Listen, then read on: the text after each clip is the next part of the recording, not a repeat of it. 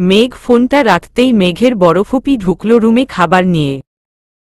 মেঘকে দেখে মুচকি হেসে বলল, মেঘ, এই যে তোর খাবার। আজান বলল তুই নাকি নিচে যাবি না এখন। তুমি তো নিচে কত লোক, এদের সামনে খেতে অস্বস্তি লাগে। আর কতজন চোখ দিয়ে পারলে গিলে খায়। আব্বা থাকলে হয়তো নিচে যেতাম। বুঝেছি, এখন কথা না বলে খেয়ে নিয়ে আসছি। সবাই খেয়েছে? ফুপি, তুমি কি খুব ব্যস্ত? কেন?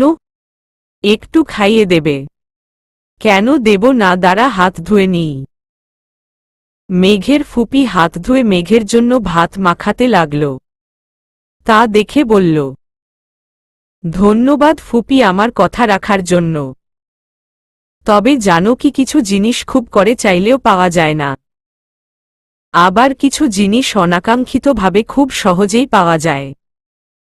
কেন, তুই কি ভেবেছিস আমি খাইয়ে দেব না? একটুর জন্য ভেবেছিলাম তোমার হয়তো জরুরি কাজ আছে, এখন খাইয়ে দিতে পারবে না। আমার আম্মা আমার কাছে আবদার করছে আর আমি রাখব না। তুমি আর আব্বা আমাকে এত সুন্দর করে আম্মা ডাকো কেন? কারণ তোর মাঝে যে আমরা আমাদের আম্মাকে পাই। আম্মার মৃত্যুর পরের দিনই তো তুই হলি। একদম আম্মার মতো চোখ, আম্মার মতো গায়ের রং। আব্বাও তোকে অনেক আদর করত। আমার মনে দাদুভাই থাকলে হয়তো আমার জীবনটা আরো সহজ হতো। দাদুভাই এর ভয়েও অন্তত কেউ কিছু বলতো না। অনেক হয়েছে, এখন হা কর। মেঘ হা করল, ওর ফুপি ওকে খাইয়ে দিতে লাগল। লাস্ট লোকমাটা দেবে তখনই শায়লা ঢুকল আর বলল, বাহ ভাই বাহ, কি দৃশ্য! আর মা তোমার হলো বড় মামি ডাকছে। তুমি নাকি সেই কখন ওপরে এসেছ, মহারানীর খাবার দিতে তাড়াতাড়ি নিচে যেতে বলেছে।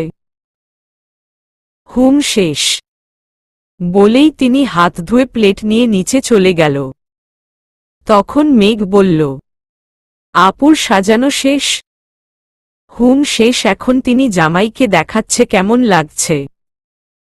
ওরা গাড়িতে আসছে। বিয়ে তো হয়েই গিয়েছে, আর এই কয়েক বছরে কতবার দেখা হয়েছে তাও ঠিক নেই। মুনের কি শখ, সাজতেন হবেই।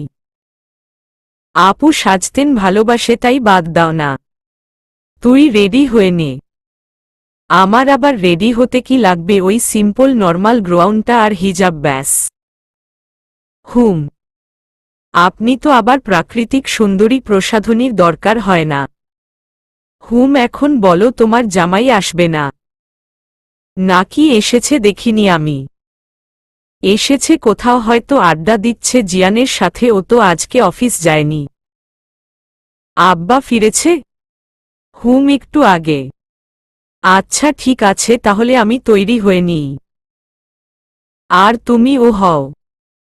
মুনের শ্বশুরবাড়ির সকলে এসে পড়েছে। মুনের শ্বশুর শাশুড়ি, মুনের জামাই আর ননদ, এই তাদের ছোট পরিবার। তাদের সাথে ছেলের ফুপি, ফুপা আর ফুপাতো ভাই আর ফুপাতো বোন এসেছে। ওনারা আসতেই সবাই ওনাদের আপ্যায়নে ব্যস্ত হয়ে পড়ল। খাওয়া দাওয়ার পাট চুকতেই সবাই বলল বিয়ের ডেট নিয়ে কথা বলবে। যেহেতু আগেই আকদ হয়েছিল, এখন শুধু তারা উঠিয়ে নিয়ে যাবেন আনুষ্ঠানিকভাবে। ওদের বিয়ে 20 দিন পর ঠিক করা হল। মুনের হাজবেন্ডের নাম মুজাহিদ আহমেদ। ওদেরও বিজনেস আছে। মুজাহিদ এখন বাবার সাথে বিজনেস দেখছে, তাই তো সব সামলাতে সামলাতে দেরি হয়ে গেল মুনকে ঘরে উঠাতে। প্রায় 3 বছর মুজাহিদ বিদেশের বিজনেস দেখছিল। হুট করে মুজাহিদের মা বললেন, তা মুনকে আর আপনাদের মেয়েদের ডাকুন, কাউকে দেখলাম না। নাকি আজ ও প্রথমবারের মতো লজ্জা পাচ্ছে সবাই? তখন মুনের কাকিমনি বললেন, ওই একটু আর কি, আমি সবাইকে ডাকছি। উনি সবাইকে ডাকতে চলে গেলেন। কিছুক্ষণ পর সবাই আসল। মুনকে ওর শাশুড়ি ওনার পাশে বসালেন। আর সবাই সোফায় বসল। মেঘ গিয়ে ওর বাবার পাশে বসল। মেঘের বাবা আস্তে আস্তে বলল, আম্মা আমার ওপর রাগ করেননি তো? না আব্বা, কোনো রাগ করিনি। তবে আমার মনে একটা প্রশ্ন উকি দিচ্ছে। কি আম্মা? বিয়ে তো হয়েই গেছে, এখন শুধু উঠিয়ে নেবে, তাহলে ওনারা এতজন এসেছেন কেন? আর ডেটটাও ওনারা আগে ঠিক করে রেখেছেন বলল, তাহলে ফোন করেও তো ডেট জানিয়ে দিতে পারত। আমিও তো এটাই ভাবছি, বিশেষ করে মুজাহিদের ফুপির ফ্যামিলি নিয়ে। ওর ফুপি তোমার মায়ের সাথে আর ছোট ফুপির সাথে বেশ আলাপ করছে। তোমার মা নাকি তোমাকে নিচে থাকতে বলেছে, এটা শুনে আমি বেশ অবাক হয়েছি। আর এটা নিয়ে তোমার ছোট ফুপিও কোনো কিছু বলেনি? আপনি জানলেন কিভাবে? আমার সেকেন্ড ভার্সন মিস্টার আজান চৌধুরীর থেকে। এ কথা শুনে মেঘ মুচকি হাসল, সাথে ওর বাবাও। তখন মুজাহিদের বাবা বলল, কি কথা হচ্ছে বাবা মেয়ের মধ্যে? আপনাদের দেখে মনে হচ্ছে এখানে আপনারা ছাড়া আর কেউ নেই। তেমন কোনো ব্যাপার না, এমনিই কথা বলছিলাম। ভাই সাহেব, আপনার কাছে একটা প্রস্তাব রাখতে চাচ্ছি। আরে বলুন না, কি বলবেন? আমরাই তো। আসলে আমি অত ঘুরিয়ে কথা বলতে পারি না, সরাসরিই বলছি। আমরা জানি এতদিন মুনের জন্য আপনারা মেঘের বিয়ের কথা ভাবেননি। আমার ভাগ্নে আপনার মেয়ে মেঘকে পছন্দ করে, আমাদেরও মেঘ অনেক পছন্দের, তাই আমরা চাইছি আমার ভাগ্নের সাথে মেঘের বিয়েটা দিতে। আপনি কি বলেন? এ কথা শুনে মেঘ আর ওর বাবা যেন আকাশ থেকে পড়ল। আর দুজনে একসঙ্গে একে অপরের মুখ চাওয়াচাওয়ি করল। তারপর মায়মুনা চৌধুরীকে দেখলেন। মেঘ আর আয়মান চৌধুরী দুজনেই রেগে যাচ্ছে, কিন্তু আয়মান চৌধুরীর যেন রাগটা একটু বেশিই হচ্ছে। তা দেখে মেঘ ওনার হাতের ওপর হাত রাখল। তিনি মেয়ের দিকে তাকাতেই মেঘ শান্ত হতে বলল। তিনি একটা দীর্ঘশ্বাস ফেলে বলল, আপনি ঠিক বলেছেন, মুনের বিয়ের জন্য আমরা মেঘের বিয়ের কথা ভাবিনি। তবে মুনের মতো আমি মেঘেরও আকদ করে রেখেছি। সত্যি বলতে মেঘ 6 বছর যাবৎ বিবাহিত। কথাটা যেন ড্রয়িং রুমে বাজ ফেলার ন্যায় কাজ করল। সকলে যেন অবাকের চরম পর্যায়ে পৌঁছে গেল। তখন মুজাহিদের ফুপাতো ভাই বলল, কি বলছেন আঙ্কেল? কই, এত বছরে আমাদের বিভিন্ন অনুষ্ঠানে অনেকবার দেখা হয়েছে, মেঘের হাজবেন্ডকে তো দেখলাম না। আর কেউ তো বলল না ও বিবাহিত, তাছাড়া ওর নাকে নাকফুল, হাতে চুড়ি, এগুলোও তো কখনো দেখলাম না। তাছাড়া আয়না ফুপি মানে আপনার বোন, উনি তো কিছুই বলল না। উনি তো জানতেন আমরা মেঘের ব্যাপারে কথা বলতে আসব।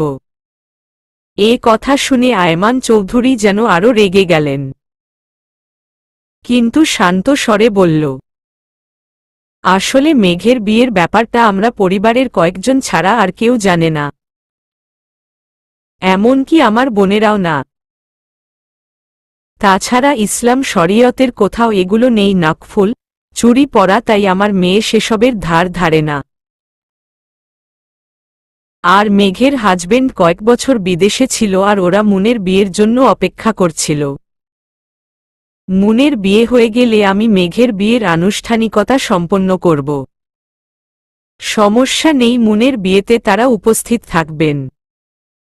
যাই হোক ভাই সাহেব, আপনাদের আগে উচিত ছিল মেঘের সম্পর্কে জানা। আমরা দুঃখিত, প্লিজ আপনারা কিছু মনে করবেন না।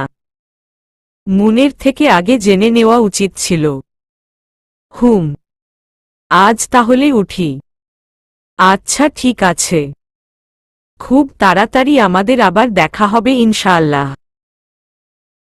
ওনাদের এত অস্বস্তি হচ্ছিল বলে ওনারা চলে গেলেন। বিষয়টা সেন্সিটিভ বলে আয়মান চৌধুরীও কিছু বললেন না।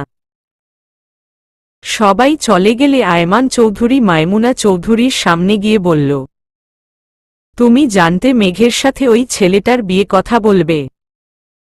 তুমি সবসময় মেঘকে বলো অনুষ্ঠানে না আসতে, আর আজ যেচে পড়ে ওকে বলেছে নিচে আসতে। এর কারণ কি? মায়মুনা চৌধুরী চুপ করে আছে। তা দেখে আয়মান চৌধুরী আরো রেগে গেল আর চিৎকার করে বলল, কি হলো, উত্তর দিচ্ছ না কেন? তুমি জানতে কি না বলো? ওনার চিৎকার শুনে মায়মুনা চৌধুরী সহ ওখানে থাকা সবাই কমবেশি চমকে উঠল। মায়মুনা চৌধুরী ছোট করে বললেন, আমি এসব জানতাম না, উনারা শুধু বলেছিল মেঘ ও যাতে উপস্থিত থাকে তাই বলেছিলাম মেঘকে। কিন্তু ওনারা আসার পরে ছোট আপা আমাকে জানিয়েছে, আমি বলবো বলবো করেও তাদের জানানোর সুযোগ পাইনি। আমি সত্যি এ ব্যাপারে কিছু জানতাম না। আয়মান চৌধুরী দীর্ঘশ্বাস ফেলে বলল, ওকে সরি চিৎকার করার জন্য। তুমি মুনের ফুপু শাশুড়ির সাথে এত কথা বলছিলে তাই আমি ভেবেছিলাম তুমি আগে থেকেই সব জানো। I am very sorry. হুম। আয়না, তুই তো আমার মেয়েকে চোখে দেখতে পারিস না, তার জন্য হঠাৎ করে বিয়ের কথা চিন্তা করলি ভাবা যায়। তার ওপর তুই জানিস মেঘ বিবাহিত, এখানে তো তোর মান সম্মান বাঁচাতে মিথ্যা বলতে হলো। আয়না ভয় ভয় আয়মান চৌধুরীর দিকে তাকালো আর ছোট করে বলল, আসলে আমি ভেবেছিলাম ওটা একটা অ্যাক্সিডেন্ট ছিল, মেঘের বিয়ের পর হুট করেই ছেলের পরিবার হাওয়া হয়ে গেল। এখনো দেখা নেই, তাই আমি ভেবেছিলাম মেঘ তো বড় হয়েছে, বয়স হয়েছে বিয়ের জন্য। যদি বিয়ে হয় খারাপ কি, ছেলে তো ভালোই। তাছাড়া এই যুগে তোমার কালো মেয়েকে কে বিয়ে করবে? হাজার হোক রক্ত তো তাই। ভালো না ভাবতে চাইলেও ভাবতে হয়। বাহ, আমার মেয়ের ভালো চেয়ে উদ্ধার করেছিস তুই। আর কি বললি কালো? এই কালো মেয়েটার জন্য আমার পর রাজপুত্র এর মতো চেহারার কেউ আমার মেয়ের জন্য কেঁদেছিল। আমার মেয়ের জীবনের দ্বিতীয় পুরুষ যে নাকি আমার মেয়ের জন্য কেঁদেছিল। এ কথা শুনে ইয়াংস্টাররা যেন সকলে কিংকর্তবিমূঢ় হয়ে গেল। এই কালো মেয়েটার জন্য রাজপুত্র এর চেহারার মতো কেউ কেঁদেছিল। ওরা যেন ভাবতেই পারছে না। মেঘোর বাবার হাত ধরে বলল, আব্বা অনেক হয়েছে, শান্ত হন একটু। কি করে শান্ত হব বলেন আপনি? ওর সাহস হলো কি করে এরকম সিদ্ধান্ত নেওয়ার? এবার আয়না চৌধুরী বেশ চেঁচিয়েই বলল, তা কোথায় তোমার রাজপুত্র যে নাকি বিয়ে করার কয়েকদিন পরেই হাওয়া হয়ে গেছে, নাকি সে ভেবেছে এই কালো মেয়েকে বিয়ে করে ভুল করে ফেলেছে তাই পালিয়ে গিয়েছে? না জেনে একদম কথা বলবি না আয়না, তারা আমাদের বাড়িতে আসে না মানে এই না আমাদের সাথে তাদের সম্পর্ক বা যোগাযোগ নেই। সঠিক সময় এলে ঠিকই এসে পড়বে। কেন আসে না কেন? তুমি কি কোনো ফকিরের সাথে তোমার মেয়ের বিয়ে দিয়েছ নাকি যে আমাদের মতো বড়লোকদের সাথে চলতে লজ্জা পাবে? এই কথা শুনে মেঘ জোরে চিৎকার করে বলল, এনাফ ইজ এনাফ।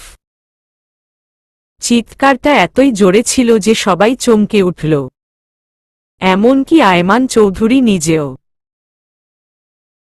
মেঘের খুব রাগ হচ্ছে, রাগ সামলাতে ও নিচে বসে পড়ল। আয়মান চৌধুরী বুঝতে পারল রাগটাকে কন্ট্রোল করার জন্য বসেছে, তাই কিছু বলল না। মেঘ একটা বড় দীর্ঘশ্বাস নিল, তারপর শক্ত কণ্ঠে বলল, কিছু বলছি না মানে এই না, কিছু বলবো না। ওনাদের সম্পর্কে কিছু বলবেন না? ওনাদের ব্যাপারে কতটুকু জানেন? যাদের কখনো দেখেননি তাদের সম্পর্কে কিভাবে বলছেন আপনি? আমার কোনো বিষয়ে তো আপনি থাকেননি।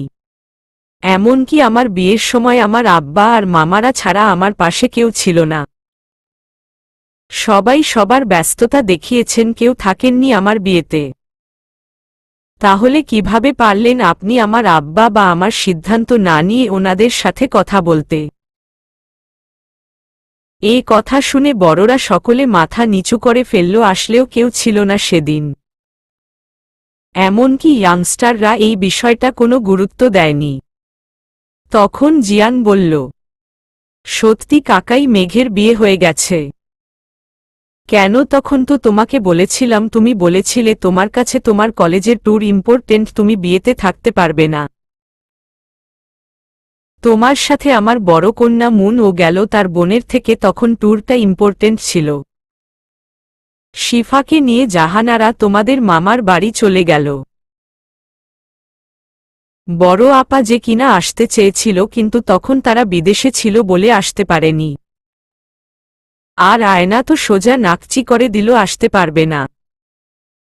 মেঘের মামারা শুধু ছিল আমার সাথে মেঘের বিয়েতে, তাছাড়া মেঘের মা আর সাফিয়ান ছিল না থাকার মতো। এই তো আমার মেয়ের বিয়ে হলো ঘরোয়াভাবে। বাহ, তোমাদের দেখি কারো মনেই নেই আমার মেয়ের বিয়ের কথা। এ কথা শুনে সবার মুখ আরো ছোট হয়ে গেল। তখন জিয়ানের বাবা সাফিয়ান বলল, আসলে ভাইয়া, মেঘের বিয়ের পর তো ওনারা আর আসেননি, আর আমাদের ও বাড়ির কারো সাথে তেমন আলাপ বা দেখা হয়নি, এর জন্য জিয়ান হয়তো ভুলে গেছে। তুমি কিছু মনে করো না। আয়মান চৌধুরী কিছু বলবেন তার আগে মেঘ উঠে বাবার হাত ধরে বলল, আব্বা, আপনার মেয়ের জামাইকে এখন কচ্ছপের পিঠ থেকে নেমে ঘোড়া ছুটিয়ে আসতে বলুন। সকলে যে তাকে দেখার অপেক্ষা করছে। এ কথা শুনে আয়মান চৌধুরী হাসলেন আর বললেন, আমার মেয়ের জামাই ঘোড়া ছুটিয়ে আগেই চলে এসেছে, এখন শুধু তার বউ বললে এখানে এসে হাজির হবে। সকলে মেঘের আর ওর বাবার কথার কোনো মানেই বুঝতে পারল না। তখনই একটা লোক এলো, বলল, এখানে কাসফিয়া আয়মান মেঘ আছে? তখন মেঘ এগিয়ে গিয়ে বলল, জি, আমিই কাসফিয়া আয়মান মেঘ।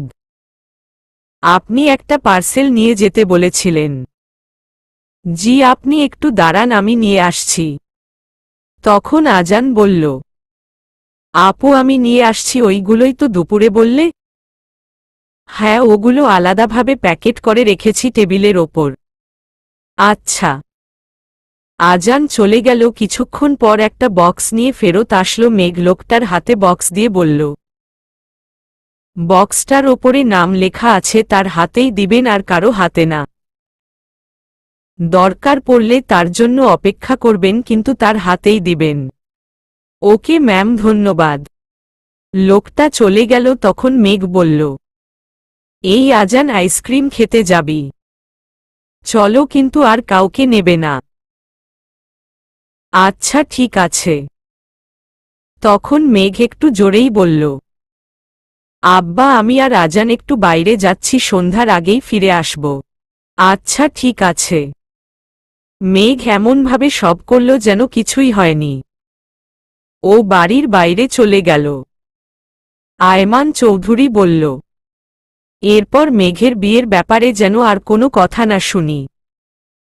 এখন সবাই সবার কাজে যাও। সকলে ঠিকই চলে গেলেন, কিন্তু সবার মনে প্রশ্ন ঠিকই রয়ে গেল। আপু, তুমি একবার ভাইয়ার সাথে কথা বলিয়ে দেবে? আমি এখনো ভাইয়ার সাথে কথা বলিনি। আর যখন তোমাদের বিয়ে হলো তখন তো আমি অনেক ছোট ছিলাম। আমার তো মনেই ছিল না যে তুমি বিবাহিত। ভাইয়াকে একটা ফোন দাও। এই কথা শুনে মেঘ মুচকি হাসল আর বলল, তুই চাইলে শুধু কথা না দেখাও করিয়ে দিতে পারি। যা, এখনই আব্বার থেকে গাড়ির চাবি নিয়ে আয়। কিন্তু আব্বা ছাড়া কাউকে বলবি না কোথায় যাব। এই যাব আর আসব। আজান দৌড়ে চলে গেল। তখন একজন এসে বলল, আরে ম্যাম, আপনি এখানে? আরে আপনি এখানে? আমি তো ছোট ভাইকে নিয়ে আইসক্রিম খেতে এসেছিলাম। আর আমাকে ম্যাম বলবেন না প্লিজ, আমি বয়সে আপনার থেকে ছোট। ছোট হলে কি হবে, কাজ তো উপরের করেন, তাই না? আপনার উপকার আমি কোনোদিনও ভুলব না। আপনি না থাকলে আমার মেয়েটাকে কখনো নিজের করে পেতাম না। মেয়েটা শুধু অবহেলাই পেত। আপনার মেয়ে আপনার কাছে আছে আপনার ভালোবাসার জন্য। এই যে আপনার মেয়ের প্রতি আপনার সীমাহীন ভালোবাসা। তা কোথায় আপনার মেয়ে? ওই তো পার্কে খেলা করছে। তা আপনার ভাই কোথায়? এক জায়গায় যাব তো, তাই গাড়ির চাবি আনতে গিয়েছে বাসা থেকে। ওহ আচ্ছা, তাহলে আমি আসি। জি, ধন্যবাদ। আজান দৌড়ে বাড়ির ভেতরে ঢুকল, দেখল ওর বাবা সোফায় বসে আছে। দৌড়ে বাড়িতে ঢোকায় সবাই এক প্রকার ভয় পেয়েছে। ও গিয়ে সোজা ওর বাবার সামনে দাঁড়িয়ে হাঁপাতে হাঁপাতে লাগল। তা দেখে আয়মান চৌধুরী বললেন, আজান, কি হয়েছে? এভাবে দৌড়ে এলে কেন? মেঘ কোথায়? মেঘের কিছু হয়নি তো? উনি মেয়েকে নিয়ে ভয় পেল। আজান বড় করে শ্বাস নিল আর বলল, আব্বা চিন্তা করবেন না, আপনার মেয়ে ঠিক আছে। আপনার মেয়ে আমাকে গাড়ির চাবি নিতে পাঠিয়েছে, আমিও পিচ্চি ছেলের মতো দৌড়ে এসেছি। হঠাৎ করে মেঘের টোনে কথা বলছো, আসলে কি চাইছো তুমি? দেখলাম আব্বা, আর আপনি করে বললে কেমন লাগে? খারাপ না, ভালোই লাগে। যাই হোক, এখন গাড়ির চাবি দাও। কেন, কোথায় যাবে? তখন আজান ফিসফিস করে আয়মান চৌধুরীর কানের কাছে গিয়ে বলল, আপু আর আমি দুলাভাইয়ের সাথে দেখা করতে যাব। আয়মান চৌধুরী হেসে বললেন, সত্যি? হুম সত্যি। আমার রুমে গিয়ে দেখো, টেবিলের ওপর রাখা আছে। আজান দৌড়ে ওপরে গেল। তখন মুন বলল, মেঘ ড্রাইভিং শিখল কবে? আরও অনেক আগেই, শুধু ড্রাইভিং না, মেঘ অনেক কিছুই জানে। আজান নিচে এসে বলল, দেরি হলেও টেনশন করো না বাবা, আমরা সাবধানে যাব, আবার সাবধানে চলে আসব। তখন মাইমুনা চৌধুরী বললেন, কিন্তু যাচ্ছ কোথায় তোমরা? একজনের সাথে দেখা করতে, আপুর পরিচিত। আসছি, আল্লাহ হাফেজ। মা, আজকে কেন জানি মনে হচ্ছে আমার সাথে ভালো কিছু ঘটবে। হঠাৎ এই কথা কেন বলছিস? তা এই সময় বাড়িতে কোথা থেকে উদয় হলি? আসলে কারণ একটু আগে ভাবি ফোন দিয়েছিল যে বল ভাইয়া, আমি ঠিক বললাম। সত্যি মেঘ ফোন করেছিল? হুম, ওই নিষ্ঠুর মেয়েটা আমায় ফোন দিয়েছিল। বলল ওর ছোট ভাই নাকি আমার সাথে দেখা করতে আসবে। তাই তো বাড়ি আসলাম নোলককে নিতে। তাহলে ওদের বাড়ি আসতে বল ধূসর। কতদিন হলো মেয়েটাকে দেখি না। না না, মেঘ বলেছে বাড়ি আসবে না, ক্যাফেতে যেতে বলেছে। আর হ্যাঁ, তার ননদ কেউ নিয়ে যেতে বলেছে। তুমি বরং ওদের বাড়িতে গিয়ে ওকে দেখে এসো। এই না হলে আমার ভাবি, ভাবি যে আমাকে এত ভালোবাসে, কি বলবো। হুম মহারানী, এখন গিয়ে রেডি হন, ওরা চলে এলো বলে। এই নোলক, আসতে যা, পড়ে যাবি। তোমার মেয়ে শুনলে তো পাগল একটা। ধূসর। হুম। মেঘকে কবে ঘরে তুলবি? আরও 1 বছর আগেই তুলতাম, কিন্তু মুন আপুর বিয়ের জন্য আটকা রয়ে গেছে। যাই হোক, বড় মেয়ের আগে তো ছোট মেয়েকে বিয়ে দেওয়া যায় না। তবে একদিক থেকে ভালোই হয়েছে, বাবা অসুস্থ ছিল কয়েক বছর, কয়েক মাস যাবত একটু ভালো হলো। এবার আর সমস্যা নেই। অবশ্য সব ঠিক থাকলে আমরা আরও আগেই মেঘকে ঘরে তুলতাম, তাই না মা? ধূসরের মা একটা দীর্ঘশ্বাস ফেলে বলল, ঠিক বলেছিস, সেদিন ওমনটা না হতো, তোর বাবা না অসুস্থ হতো, না আমরা দেশ ছেড়ে যেতাম। মা, তুমি আর টেনশন করো না, যা হওয়ার হয়ে গেছে, এখন থেকে সব ঠিক হবে। ইনশাআল্লাহ সবকিছু ঠিক হবে। ভাইয়া কখন আসবে? আপু, আমরা তো এসে পড়লাম। আরে আসবে তো, সবুর কর। আসলে কি বলো তো, এক্সাইটেড লাগছে খুব। আজান, এখন অনেক বড় হয়েছিস, ক্লাস 8-এ পড়িস। এখন বাচ্চামো করলে চলবে। আহা, আমি বড় হইনি, এখনো অনেক ছোট। হুম বুঝলাম মহাশয়, এখন বলুন কি খাবেন? ভাইয়া আসুক, তারপর খাবার অর্ডার করব। আচ্ছা ঠিক আছে। আরে ডক্টর শুভ্র স্যার, আপনি আমাদের রেস্টুরেন্টে, কি সৌভাগ্য। সাথে কে, আপু নাকি? একজনের কথায় ডক্টর শুভ্র বলল, জি। কফি খেতে এসেছেন বুঝি? আসুন, আমাদের এখানে কাপলদের জন্য আলাদা টেবিল আছে। ডক্টর শুভ্র এবার রেগে বলল, আপনাদের সমস্যা কি বলুন তো? মস্তিষ্ক এত বিকৃত কেন যে ছেলে মেয়ে একসাথে এলে কাপলি হতে হবে? ভাইবোন ও তো আসতে পারে। আপু বলতে কি বুঝিয়েছেন আপনি? আমার গার্লফ্রেন্ড, রাইট? কিন্তু দুঃখিত, তখন বুঝতে পারিনি। কারণ এটা আমার বোন, তাই ভাবলাম আমার বোনকে আপনি আপু বলেছেন, কিন্তু এখানে তো বিষয়টাই উল্টো করে ফেলেছেন। চিন্তাধারা বদলান। সরি স্যার, বুঝতে পারিনি, I am really sorry. It's okay, এরপর থেকে এটা মাথায় রাখবেন। এখন যান, আমরা আমাদের মতো বসে পড়ব। জি স্যার। এতক্ষণ মেঘার আজান ওনাদের দেখছিল, হুট করে আজান বলল, আপু এই লোকটা একদম অ্যাংরি ইয়ংম্যান। তবে যা বলেছে একদম সত্যি বলেছে, এই জন্য ভাল লাগছে এরে। ডক্টর শুভ্র মেঘদের দিকে এগুতে লাগল, তা দেখে আজান বলল, আপু লোকটা তো একদিকেই আসছে, আমার কথা শুনে ফেলল নাকি? মেঘ কিছু বলবে তার আগেই শুভ্র এর সাথে থাকা মেয়েটা ভাবি বলেই মেঘকে জড়িয়ে ধরল। তা দেখে আজান তো পুরো হা হয়ে তাকিয়ে আছে। কেমন আছো ভাবি?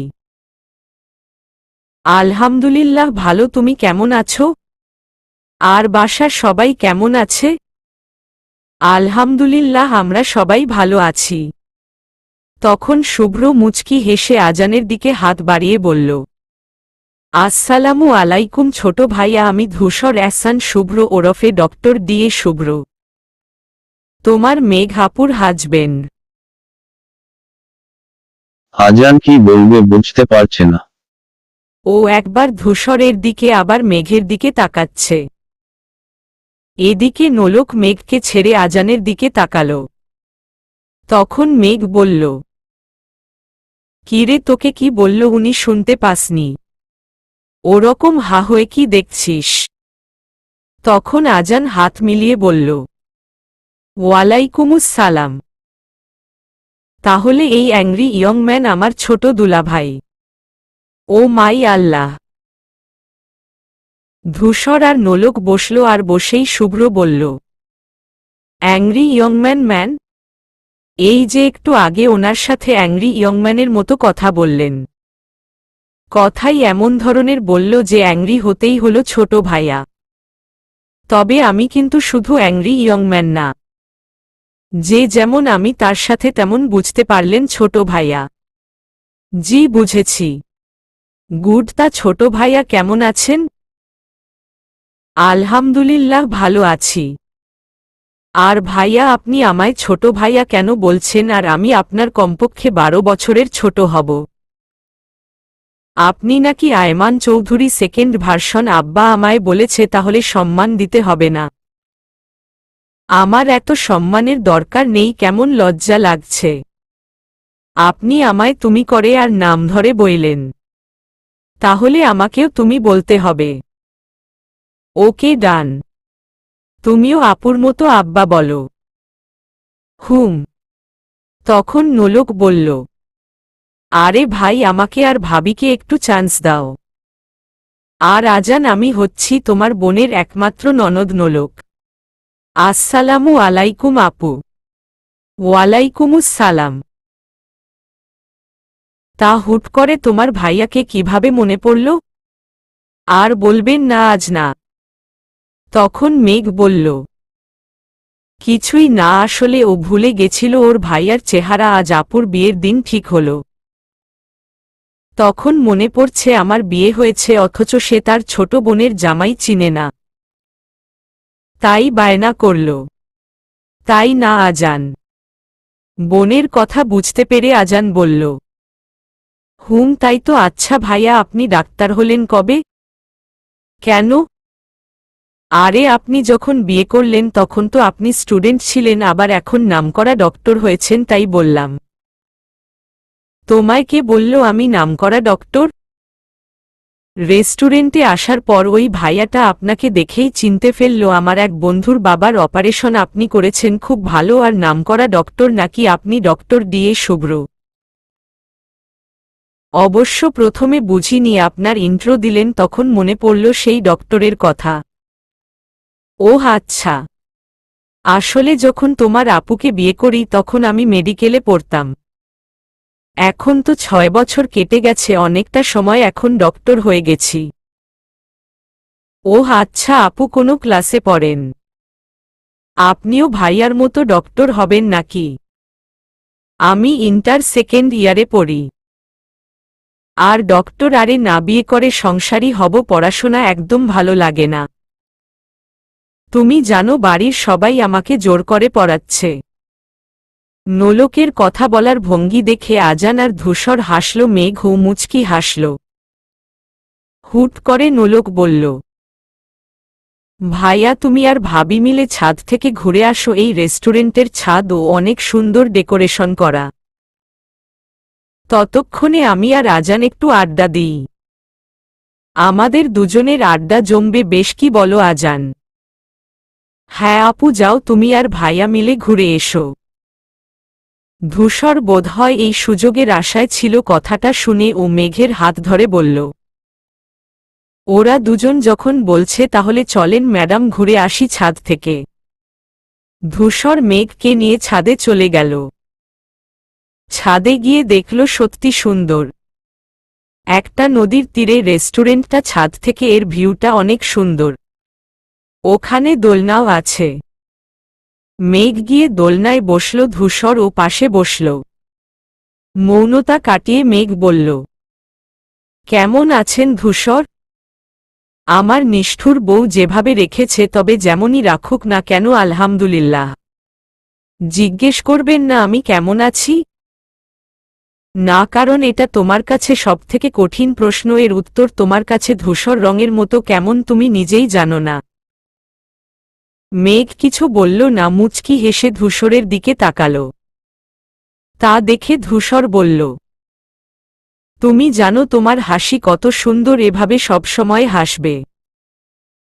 জীবনে দুইটা জিনিস খুব মূল্যবান, এক হাসি, দুই কান্না। তাই এই দুটো জিনিসকে বুঝে শুনে খরচ করতে হয়। তবে কি জানেন তো, এই দুটো জিনিস কোনো সময় মূল্যহীন মানুষদের সামনে দেখাতে হয় না। হাসিটা সৌজন্যের খাতিরে দেখানো গেলেও কান্নাটা একেবারেই নয়। তা আমার সামনে হাসিটা সৌজন্যের খাতিরে করলেন নাকি আমি আপনার জীবনে মূল্যবান কেউ? আপনি তো বলেন আমার চাহনি দেখেই আপনি সব বুঝতে পারেন, তাহলে এটাও বুঝে নিন। অবশ্য আমি ধূসর রাঙা মানবী, আমাকে বোঝা একটু কঠিন। এই ধূসর রাঙা মেঘকেই যে আমি ভীষণ ভালোবাসি। ধূসর, হুম, আপনার কাঁধে আমি একটু মাথা রাখি। অবশ্যই, কিন্তু কারণটা কি জানতে পারি? আপনার সাথে আমি আমার জীবনের অনেকটা পথ চলতে চাই, অনেক কিছু করতে চাই, তেমন এখন আপনার কাঁধে মাথা রেখে পরন্ত বিকেলটা উপভোগ করতে চাই। এই তো আমার কাঁধটা ছেড়ে দিলাম, তোমার নামে নাও, মাথা রাখো। মেঘ মাথা রাখল। তখন ধূসর বলল, কফি খাবেন ওয়াইফি? না, এখন মুড নেই, এখন শুধু এই সময়টা উপভোগ করতে চাই। আপনি আমার জীবনের দ্বিতীয় পুরুষ, যার কাঁধে মাথা রেখে আমি নিশ্চিন্তে থাকতে পারি। এই তোমার একটা ব্যাপার আমার খুব ভালো লাগে। কি? এই রোজ নিয়ম করে তুমি ভালোবাসা প্রকাশ করো। আমি কখন আপনাকে ভালোবাসি বললাম? আরে বোকা মেয়ে, মুখে বললেই কি শুধু ভালোবাসা হয় নাকি? মুখে না বলেও কাজে কত ভালোবাসা প্রকাশ পায়। এই যে তুমি আমার কাঁধে মাথা রাখলে, আমায় নিয়ে তোমার স্বস্তি প্রকাশ করলে, এটা কি ভালোবাসা প্রকাশ নয়? এ কথা শুনে মেঘ লজ্জা পেল আর বলল, আরে আমি যে স্বস্তির কথা বললাম সেটা বুঝলেন? আমি যে আপনাকে আমার জীবনের দ্বিতীয় পুরুষ বললাম সেটা কি শুনেননি? আপনার জায়গায় অন্য কেউ হলে তো এতক্ষণে ঝগড়া লাগিয়ে দিত। আমি তো অন্য কেউ না। তুমি দ্বিতীয় পুরুষ বলেছ কারণ তোমার জীবনের প্রথম পুরুষ তোমার আব্বা। তাকে তুমি জীবনের সবথেকে বেশি ভালোবাসো, এমনকি আমার থেকেও বেশি। অবশ্য তুমি যে নিষ্ঠুর, আমাকে কখনো মুখ ফুটে বললে না আমি আপনাকে ভালোবাসি। ধূসর, আপনি ঠিকই বলেছেন। আপনি আর ভালোবাসি বলি না, কারণ ওই যে আপনি বললেন আমি নিষ্ঠুর, তাই। তুমি খুব নিষ্ঠুর মেঘ, খুব নিষ্ঠুর। এই নিষ্ঠুর মেয়েটাকেই কেন ভালোবাসলেন তাহলে? এই নিষ্ঠুর মেয়েটার যে এত ভালোবাসা সহ্য হতে চায় না। এই কথা শুনে ধূসর চুপ করে রইল। মেঘ কিছুক্ষণ চুপ থেকে ধূসরের কাঁধ থেকে মাথা উঠিয়ে ছাদের রেলিংয়ের কাছে গেল। পেছনে ধূসরও গেল। মৌনতা কাটিয়ে ধূসর বলল, মেঘ, আমি যে এই নিষ্ঠুর মেয়েটাকেই বিনা কারণে ভালোবাসি। শুধু জানি তোমার সাথে আমার জীবনের শেষ মুহূর্ত পর্যন্ত কাটাতে চাই। তোমার সাথে হাতে হাত রেখে সমুদ্রের পাড়ে খালি পায়ে হাঁটতে চাই। একসাথে পাহাড় দেখতে চাই। রাতের আকাশের চাঁদ দেখতে চাই। বৃষ্টির দিনে তোমাকে নিয়ে গায়ে বৃষ্টির পানি মাখাতে চাই। ক্লান্ত হয়ে বাসায় ফিরে তোমাকে দেখে মুগ্ধ চোখে তৃপ্ত হতে চাই। আমি শুধু তোমাকে চাই শেষ পর্যন্ত। তুমি কি কেমন আমি কিছু জানতে চাই না, আমি শুধু তোমাকে চাই। এই কথা শুনে মেঘ আকাশের দিকে তাকালো, হয়তো চোখের পানি আটকানোর চেষ্টা না। এই কান্নাটা দুঃখের না, সুখের খুশির কান্না। মেঘ নিজেকে সামলিয়ে প্রসঙ্গ পাল্টাতে বলল, ডক্টর শুভ্র, আপনার সাথে আমার কিছু কথা ছিল। তা কথা কি? মেঘ বলছে ডক্টর শুভ্র এর সাথে নাকি স্বনামধন্য লক আসফিয়া আয়মান মেঘ। আপনি যেটা মনে করেন। আমার মনে হয় আপনার এখন উচিত ডক্টর ডি এ শুভ্র থেকে ধূসর এহসান শুভ্র হওয়া। আচ্ছা, আপনি কেন ফুল নামটা ইউজ করেন না? এর দুটো কারণ আছে। প্রথমত, আমি চাই না আমার কাছের মানুষ ছাড়া ধূসর নামটাতে কেউ ডাকুক। আর দ্বিতীয় কারণটা আমার জীবনের একটা অ্যাক্সিডেন্ট বলতে পারো। মানে বুঝলাম না, এই বিষয়ে তো আপনি কোনোদিন বলেননি আমায়। আসলে আমি তখন মেডিকেলে 3rd ইয়ারে পড়তাম। আমাদের বিয়ের কিছু মাস পর তখন হুট করেই আমি জানতে পারি আমাদের একজন স্যার অবৈধ ওষুধ দেয়, মানে সরকারের ওষুধ না দিয়ে নিজের নতুন বানানো ওষুধ দেয়। এতে পেশেন্ট দেরিতে সুস্থ হয়। তাতে তাদের লাভ হয়, সরকারি ওষুধ বিক্রি করে তাদের আরও আলাদা আয় হয়। এটার সাথে কলেজ কর্তৃপক্ষের একজন সাথে ছিল, তাই বিষয়টা তার জন্য সহজ হয়েছে। একদিন একটা অ্যাসাইনমেন্ট করতে দেরি হয়ে যায়। তারা দুজনে কেবিনে কথা বলছিল। অ্যাসাইনমেন্ট জমা দিতে যাওয়ার সময় আমি কিছুটা তাদের কথা শুনে ফেলি। সেদিনের মতো অ্যাসাইনমেন্ট জমা দিয়ে আমি চলে যাই। এরপর থেকে আমি একটু একটু করে তাদের ফলো করে এগুলো জানতে পারি। কিন্তু দুর্ভাগ্যবশত তাদের মধ্যে একজন আমাকে দেখে ফেলে। তিনি আমাকে চিনত ধূসর নামে। সেদিনের মতো কোনোমতে আমি পালিয়ে যাই। দুদিন কলেজে আসিনি। তারপরের দিন বাবার অ্যাক্সিডেন্ট হয়। হাসপাতালে নিয়ে গেলে তারা বলে অবস্থা খারাপ। তারপরে তো তুমি সব জানোই। তারপরে কয়েকদিন আর বাবার জন্য কলেজে যাইনি। তারপর মা বলল বাবার চিকিৎসার জন্য বাইরে যাবে, আর সবাইকে নিয়ে যাবে, কারণ পুলিশ বলেছিল বাবার অ্যাক্সিডেন্ট ইচ্ছাকৃতভাবে করা হয়েছিল। কেউ ট্রাক চালককে হায়ার করেছিল। মা আমাদের কারো জীবনের ঝুঁকি নিতে চায় না। এই কথা শুনে আমি ভয় পেয়ে যাই যে ওই দুজন না তো। মায়ের কথায় রাজি হয়ে যাই। এরপর লুকিয়ে প্রিন্সিপালের সাথে কথা বলে ওনার থেকে সকল কাগজপত্র নিয়ে আসি। আসার সময় তাদের মধ্যে একজনের কেবিনের সামনে দিয়ে আসার সময় শুনতে পাই আমাকে নিয়ে গবেষণা, আমাকে পেলেই মেরে ফেলবে, দরকার পড়লে আমার পরিবারকে মেরে ফেলবে। তখন তো ভীতু ছিলাম। বিদেশ গিয়ে নিজেকে নতুন রূপে তৈরি করি আমি। কিন্তু দেশে আসার পরে আমি তাদের দুজনকে খুঁজেছি কলেজে গিয়ে, কিন্তু দুজনের একজনকেও পাইনি। আর সে নাকি তার কথা বলতে বারণ করেছে, তাই কলেজ থেকে তার বিষয়ে কিছুই জানতে পারিনি। বেশি কথা বললে যদি তারা জেনে যায়, তাই আমিও ঘাটিনি, নিজের মতো তাদের খুঁজে চলেছি। আর কলেজ কর্তৃপক্ষের একজন, তখন ওনাকে আমি ঠিকভাবে চিনতাম না, কারণ উনি ডক্টর ছিল না। ফুল নাম ইউজ করি না, কারণ যদি তাদের সাথে দেখা হয় তাহলে যেন তাদের সাথে থেকে আমি তাদের বিরুদ্ধে প্রমাণ কালেক্ট করতে পারি, তারা যেন আমায় না ধরতে পারে আমিই সেই ধূসর। এই কারণে হসপিটালে সবসময় আমি চশমা পরে থাকি, তাতে আমাকে একটু কম চিনতে পারা যায়। এখন শুধু তাদের সাথে দেখা হওয়ার অপেক্ষা। ও মাই আল্লাহ, এগুলো আগে আমাকে জানাননি কেন? তোমাকে জানালে তুমি ভয় পেতে, তাই বলিনি। সেই ডক্টরের নাম কি ছিল? ডক্টর জামান। ডক্টর জামান, আচ্ছা ঠিক আছে। বলেছেন যখন তখন হেল্প করতে পারব। আচ্ছা, ওনাদের কথা বাদ দিন। রাতে আপনাকে একটা ওষুধ পাঠাবো, সেটা শরীরে কতদিন এফেক্ট করে আমাকে জানাবেন দেখে। আমার কাজে লাগবে। আচ্ছা ঠিক আছে, চলুন এবার নিচে যাওয়া যাক, বাড়ি ফিরতে হবে তো। 6 বছর হলো বিয়ের, অথচ বউ আর জামাই আলাদা বাড়িতে যাবে বলে রওনা হবে। আর বউটাইটা কেমন, একবারও ভালোবাসি বলল না। নিষ্ঠুর মানুষকে ভালোবাসলে যা হয় আর কি, সবই কপাল। হুম মহাশয়, চলেন। ওরা দুজন নিচে এলো, ততক্ষণে আজান আর নোলকের খুব ভালো বন্ডিং হয়ে গেছে। আজান ও নোলককে বড় বোন বানিয়ে তুমি করে বলছে। মেঘ হেসে বলল, নোলক কি খাবে বলো, তোমার ভাবি আজ তোমায় খাওয়ার বিল দেবে। না ভাবি, আর কিছু খাবো না, আমি আর আজান দুজনে একটা পিৎজা অর্ডার করে খেয়েছি। আর বিলটাও আমি দিয়েছি আমার নিউ ভাইয়ের ওনারে।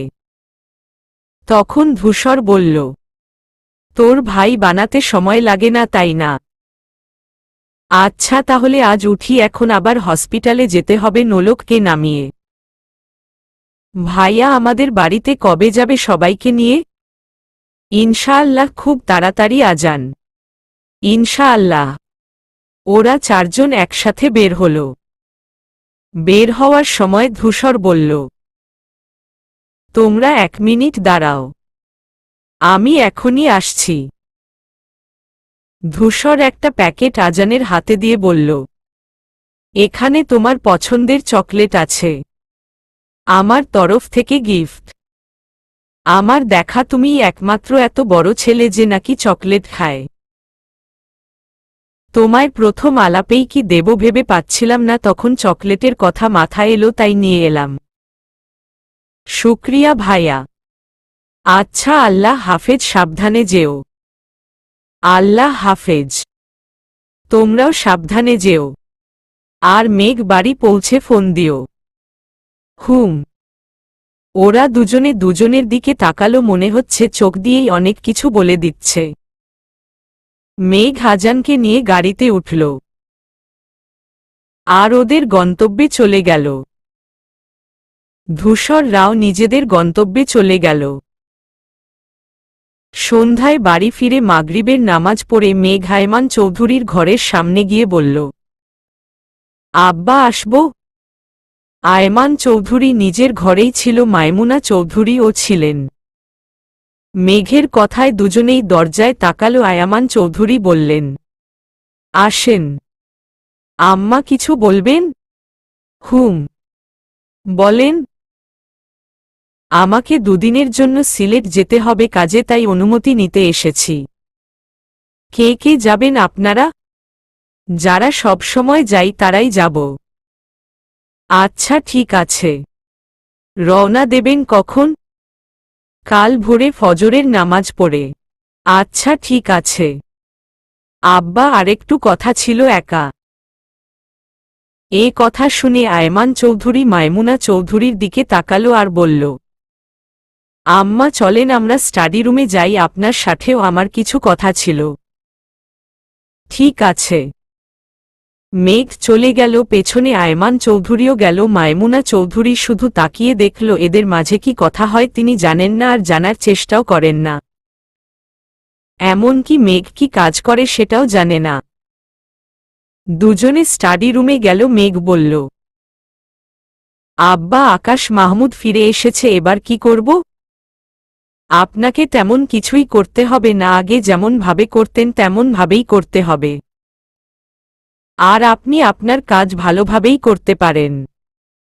ও আমার থেকে ওকে কেড়ে নিবে না তো? আমার একটু ভয় হচ্ছে আব্বা। না না, ভয় এটা মেঘের সাথে যায় না। মেঘকে ধরা ও তো সোজা না, মেঘকে ধরতে গেলে মেঘ পানি হয়ে হাতের আঙুল দিয়ে বেরিয়ে যাবে। আপনার কাজ কতদূর আব্বা? শেষের দিকে তবে ভাবতে পারিনি আমার বন্ধু হয়ে ও আমার সাথে বিশ্বাসঘাতকতা করবে।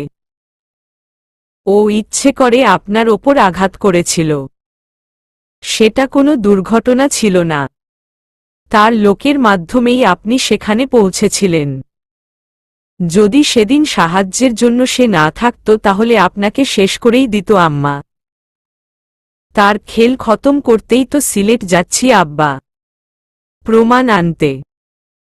তবে আরেকটা কারণ আছে সিলেট যাওয়ার পেছনে পড়ে, বলবো আপনাকে।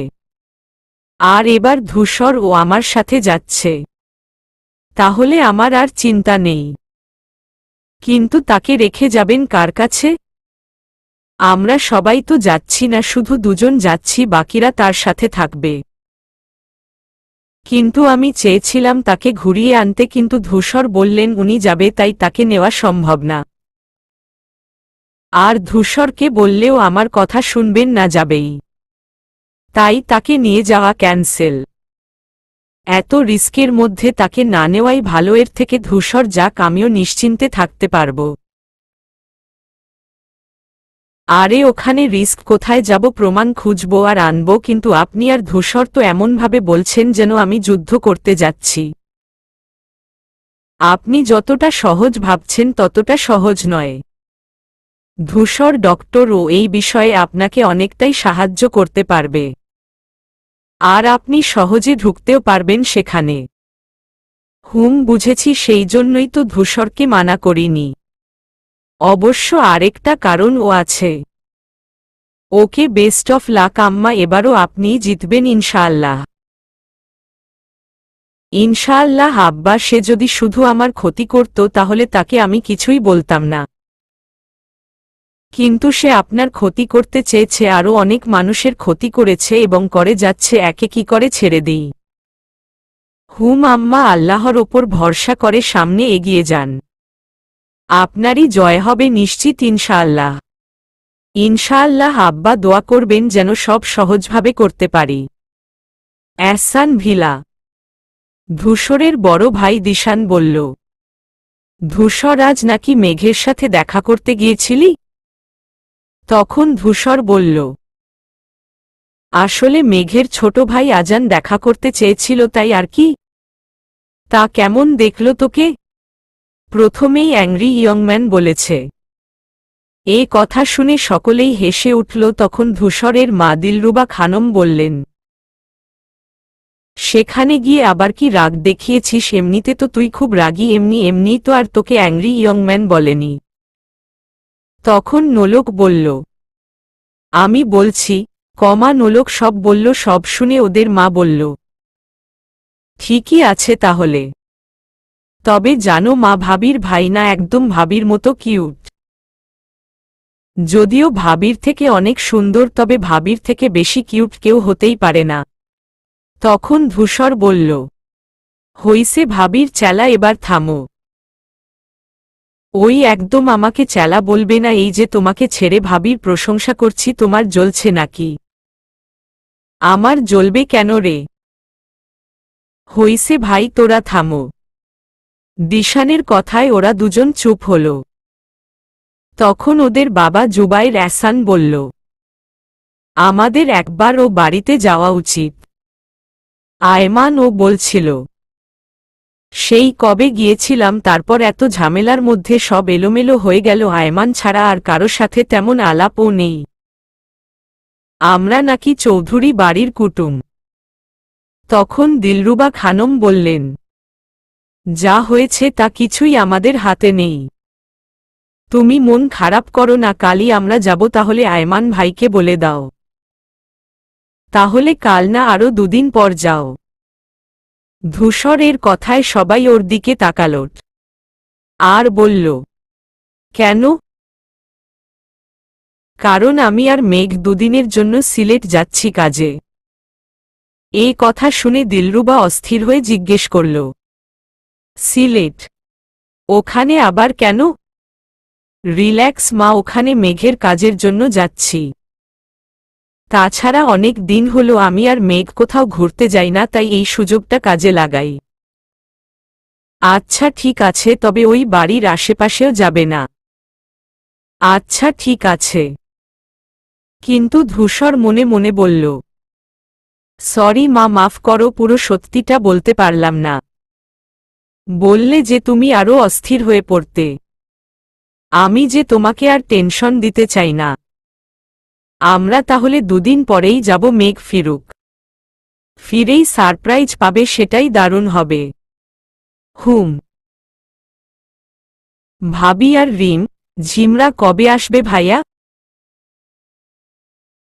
এই তো আজই আসার কথা ছিল, আমার শাশুড়ি মা বললেন কাল আসবে। আসুক তার সময় মতো পড়ে, না হলে তোর ভাবি বলবে আমি তাকে বাপের বাড়ি থাকতে দিই না।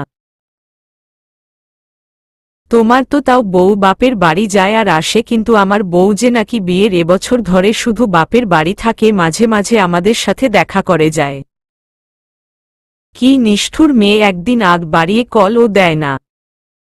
ওর সিচুয়েশন আর তোর ভাবির সিচুয়েশন এক নাকি? বাকিটা তোদের ব্যাপার, আমাদের বলছিস কেন? তখন নোলক বলল, ভাইয়া আর বলো না, ছোট ভাইয়া একটু বেশি বেশি। এ কথা শুনে সকলে একটু হাসল, কিন্তু ধূসর মুখ ছোট করে খেতে লাগল। নায়ক ধূসর এহসান শুভ্র, সেই কারণে ধূসর এহসান যুক্ত করে না। বাবা এহসান খান, তাদের বিজনেস আছে। সেও একজন বিজনেসম্যান। মা দিলরুবা খানম হাউজ ওয়াইফ। ধূসরের বড় ভাই দিশান এহসান খান, তার স্ত্রী রোহিণী খান, তাদের টুইন মেয়ে রিমঝিম, বয়স 4 বছর। দিশান ও বিজনেস করে, তাদের পারিবারিক বিজনেস। বোন নোলক এহসান খান এবার ইন্টার সেকেন্ড ইয়ারে পড়ে। এই হল ধূসরদের পরিবার। রাতে চৌধুরী বাড়ির ডিনার টেবিলে আয়মান চৌধুরী একপাশে, মেঘ আরেক পাশে আজান বসেছে। আয়মান চৌধুরী আজানকে ফিসফিস করে জিজ্ঞাসা করল, তো মিস্টার আজান চৌধুরী, ছোট দুলাভাই কেমন দেখলেন? একদম ফার্স্ট ক্লাস। তখন শায়লা বলল, মামা আমরা কাল সকালেই চলে যাব। তখন আয়মান চৌধুরী মাথা উঠিয়ে বলল, মুনের বিয়ের আগে লেডিসরা কোথাও যাচ্ছ না? আহা মামা, আবার তো কয়েকদিন পর আসতে হবে, তখন না হয় আসবো আবার। আমি কিছু শুনতে চাই না, আর হ্যাঁ, দুদিনের মধ্যে জায়মাও আসছে, আমার কথা হয়েছে ওর সাথে। আচ্ছা ঠিক আছে। তাহলে মেঘ, কাল আমরা ঘুরতে যাব।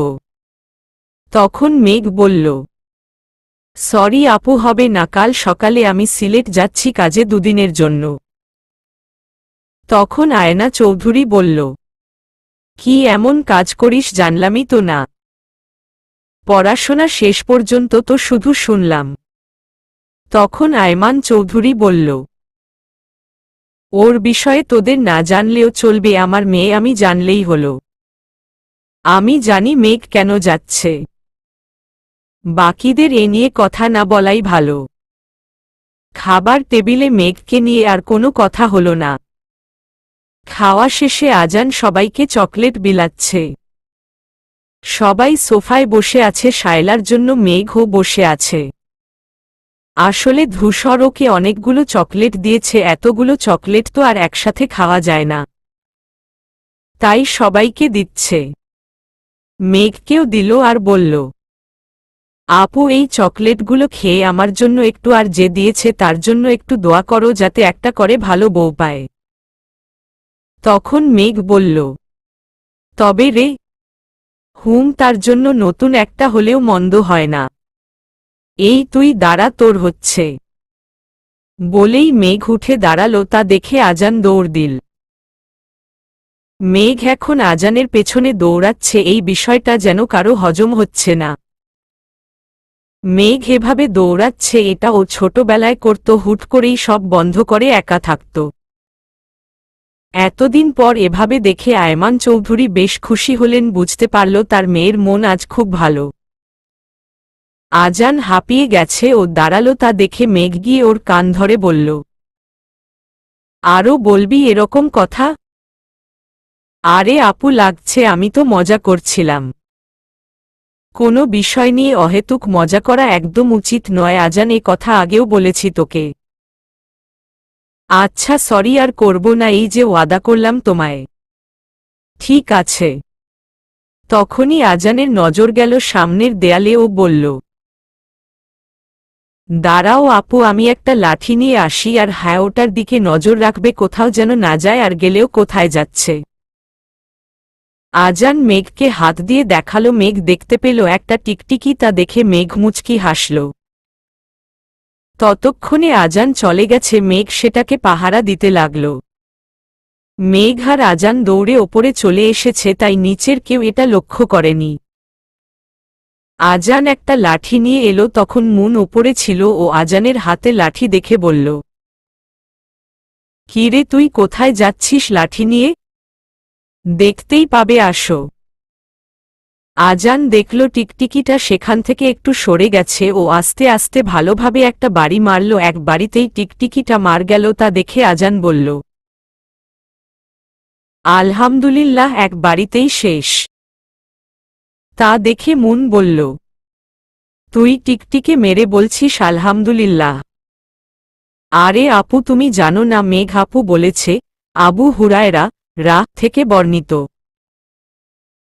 তিনি বলেন, রাসূলুল্লাহ সাল্লাল্লাহু আলাইহি ওয়াসাল্লাম বলেছেন, যে ব্যক্তি প্রথম আঘাতেই টিকটিকি মারতে সক্ষম হবে, তার নেকির খাতায় 100 নেকি লিখে দেওয়া হবে। আর দ্বিতীয় আঘাতে মারলে প্রথমের থেকে কম পাবে, এবং তৃতীয় আঘাতে মারলে তার চেয়েও কম পাবে। মুসলিম 2240। আমি টিকটিকিটা মেরে নেকি পেলাম, আলহামদুলিল্লাহ বলবো না? এ কথা শুনে মুন চুপ করে গেল, তখন মেঘ বলল, হুম এখন চল, এটাকে তুলে ফেলে দে। হুম চলো। অতঃপর সকাল। চলবে।